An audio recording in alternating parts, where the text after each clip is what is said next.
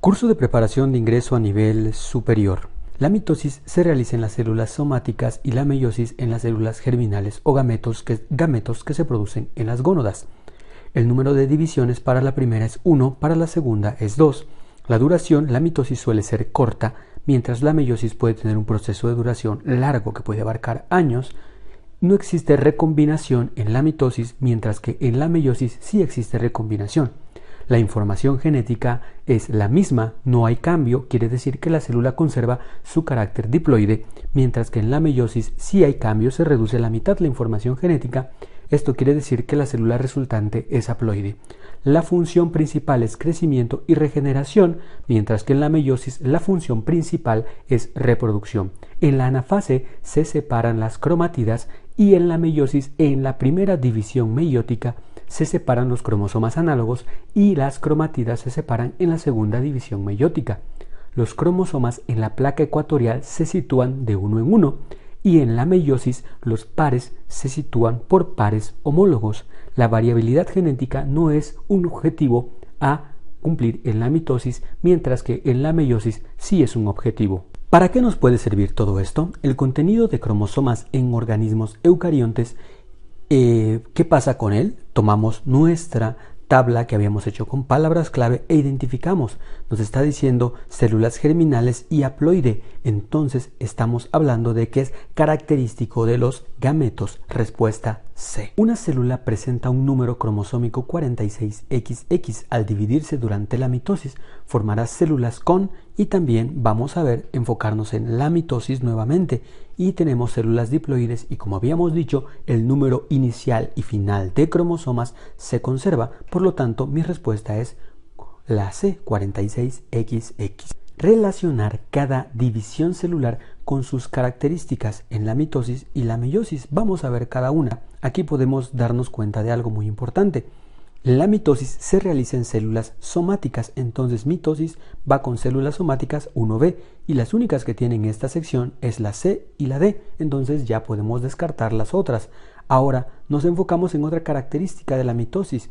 La mitosis dice lo siguiente: recombinación no hay. Que no exista recombinación quiere decir que no hay entrecruzamiento de cromosomas homólogos, por lo tanto esto tiene que ver con la C, que quiere decir no hay entrecruzamiento de cromosomas homólogos. Entonces nuestra respuesta en automático vendría siendo la D. El proceso de la mitosis tiene como producto final lo siguiente. Vamos a ver cada una de estas cosas. ¿Cuál es el proceso de la mitosis y su objetivo final? Habíamos dicho que su objetivo final simplemente es la función de crecimiento y regeneración, no dando variabilidad genética, en este caso la mitosis. Por lo tanto, se conserva la constante numérica del número de cromosomas, y esto se debe a que la célula es diploide inicialmente y finalmente el número de cromosomas es el mismo. Respuesta C. Ordenar las fases de la reproducción asexual.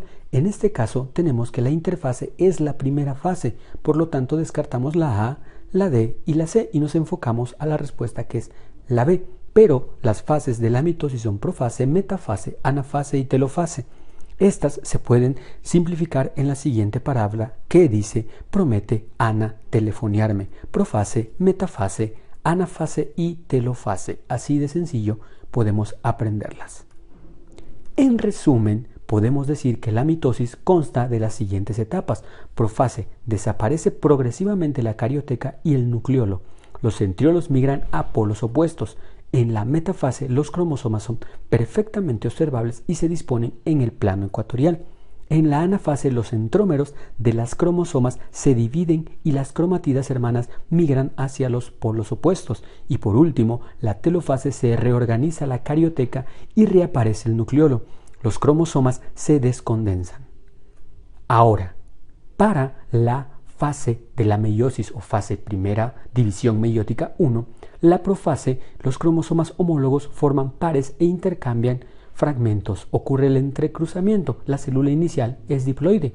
En la metafase, los pares homólogos se alinean en la placa metafásica. También tenemos el uso cromático y los centrómeros se alinean a este uso cromático.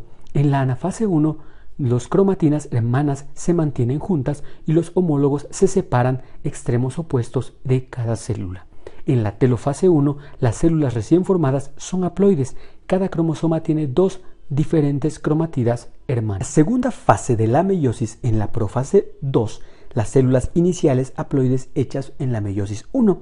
Los cromosomas se condensan nuevamente en la metafase 2. ¿Qué ocurre? Los cromosomas se alinean nuevamente en la fase metafásica, o sea, en el uso cromático, y los centrómeros también se unen al uso cromático. En la anafase 2, las cromatinas hermanas se separan. Esto lo habíamos visto también en nuestro cuadro comparativo. Y al final, en la telofase, cada cromosoma tiene una sola cromatida y los gametos recién formados son haploides. ¿Para qué nos puede servir esto? Nos puede servir para elegir preguntas de este estilo. Por ejemplo, elegir qué sucede durante la etapa de la primera división meiótica. Se divide longitudinalmente la célula, esto sería falso. Se entrecruzan los cromosomas homólogos, falso también, porque eso sería en la telofase. Y el nucleolo y la membrana nuclear desaparecen. Esto tiene que ver en la profase, prácticamente entonces no.